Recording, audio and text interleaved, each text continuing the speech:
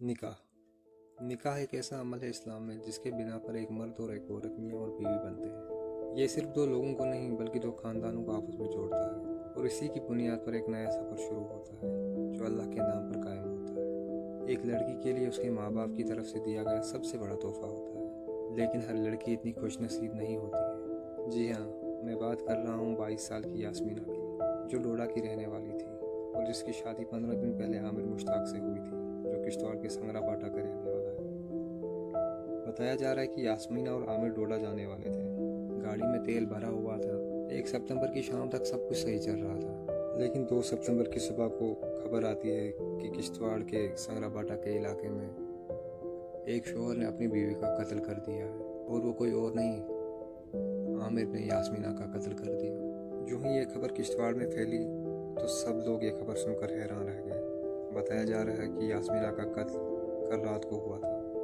शुरुआत में यह अफवाह फैलाई जा रही थी कि यास्मीना ने खुदकुशी की है, लेकिन इस बात पर यास्मीना के घर वालों ने एतराज़ उठाया कि अगर उसने खुदकुशी की थी तो उनको इस बात की खबर शाम को मिलनी चाहिए थी, जबकि उनको ये खबर किसी और से मिली, वो भी अगले दिन। जब उसके घर वालों तक ये खबर पहुंची तो वो किश्तवाड़ पहुंचे और अपनी बेटी के लिए इंसाफ मांगने लगे। जो माँ बाप अपनी बेटियों को ये सोच कर विदा करते हैं कि उनकी लड़की अब खुश रहेगी अपने शोहर के साथ, और अगर वही शोहर उसका कातिल बन जाए तो उन माँ बाप पर क्या बीती होगी।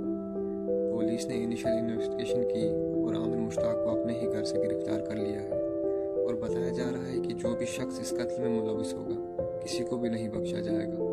पुलिस अपनी कानूनी कार्रवाई कर रही है और यास्मीना के घर वालों को भी ये यकीन दहानी दी गई है कि उनको इंसाफ मिलेगा।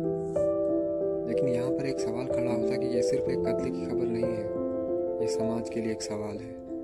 आखिर क्यों एक शोहर जो अपनी बीवी का मुहाफिज होता है उसका कातिल बन जाता है?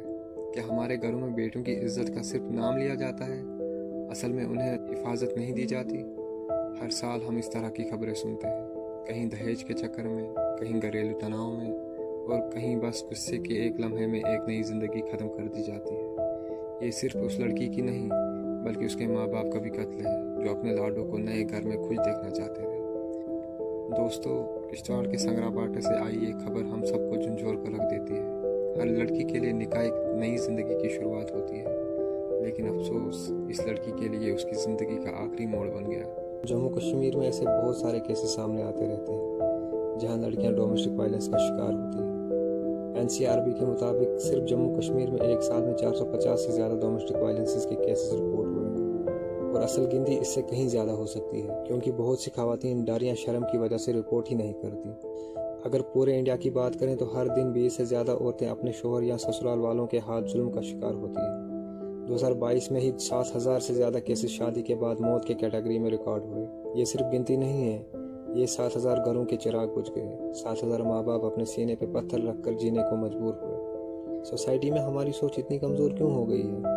एक लड़की जो अपना घर छोड़कर तुम्हारे घर आती है, उसका सिर्फ एक हक है, मोहब्बत और इज्जत। लेकिन हमारे समाज में कुछ लोग उसको बोझ समझते हैं। हमारी खामोशी भी एक जुर्म है। जब हम जुल्म देखकर चुप रहते हैं तो असल में हम जुल्म को मजबूत करते हैं।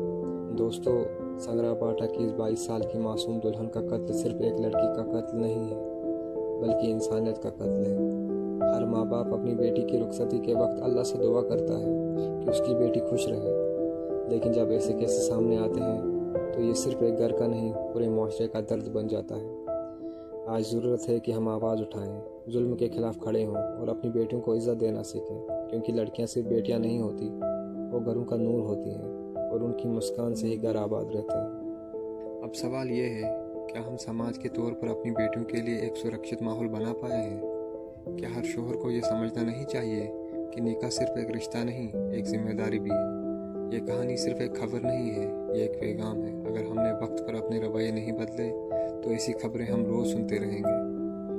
अल्लाह से दुआ है कि इस मासूम दुल्हन को जन्नत नसीब हो और उसके माँ बाप को सब्र अता हो, और साथ ही दुआ है कि हमारा समाज ऐसा बन सके जहाँ हर बेटी को इज्जत और मोहब्बत मिले, ना कि उसका लहू बहा दिया जाए।